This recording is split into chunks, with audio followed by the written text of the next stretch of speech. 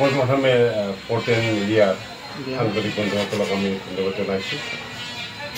আপোনালোক আটাই জানে যে 19 সংখ্যক স্বাধীনতা দিৱস 15 তাৰিখে অনুষ্ঠিত হৈ গ'ল আৰু সেইকাৰণে মাননীয় ভাৰতৰ প্ৰধানমন্ত্ৰী নৰেন্দ্ৰ মোদী ডাঙৰীয়া লালকিল্লা পতাকা উত্তোলন কৰি প্ৰত্যেক সেইকাৰণে এটা শুভেচ্ছা বাৰ্তা আগবঢ়াইছোঁ।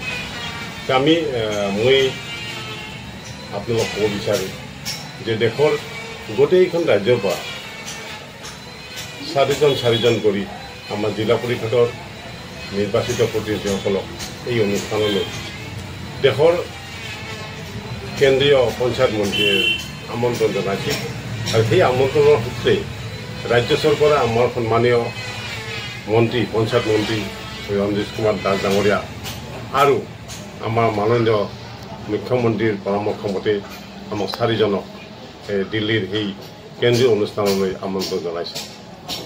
এইকাৰণতে আমি এই কথাখিনি গৌৰৱান্বিত যে ভৱানীপুৰ সৰুপেটা জিলা পৰিষদৰ পৰা এই অভাজনক নিৰ্বাচন কৰিছিল।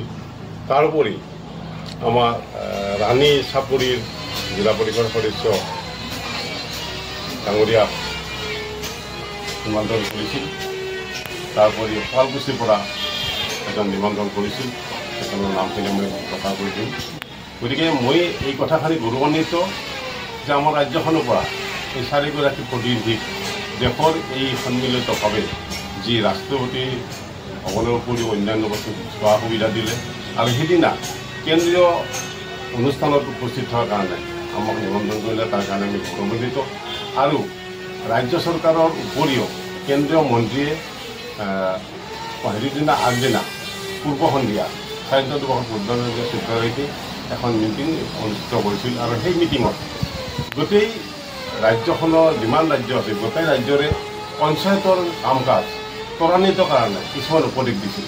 ৰাজ্য চৰকাৰৰ এই আঁচনিবিলাক সফল হোৱাৰ কাৰণেহে আমি তাত গৌৰৱৰে উপস্থিত হ'ব পাৰিছিলোঁ আৰু কেন্দ্ৰীয় মন্ত্ৰীয়ে সেই পৰামৰ্শ মতে দেশৰ গোটেই প্ৰতিনিধিকে এটা কথা আহ্বান জনাইছিল যে পঞ্চায়ত মানে গাঁও মানে পঞ্চায়ত উন্নতি হ'লেহে দেশৰ উন্নতি হ'ব আৰু মাননীয় প্ৰধানমন্ত্ৰী নৰেন্দ্ৰ মোদী ডাঙৰীয়াৰ যিটো সপোন সেই সপোনটো বাস্তৱায়িত হ'ব আৰু গৰীবৰ কাৰণে সদায় আছে স্বচ্ছ ভাৰত বা এনে গৰীব কল্যাণ, মহিলাসকলৰ উন্নতি, এই বিভিন্ন আঁচনি, এই আঁচনিবিলাক সফল হ'ব বুলি তেখেতসকলে আমাক মন্ত্ৰী মহোদয়ৰ মিটিঙত আমাক প্ৰস্তুত দিছে।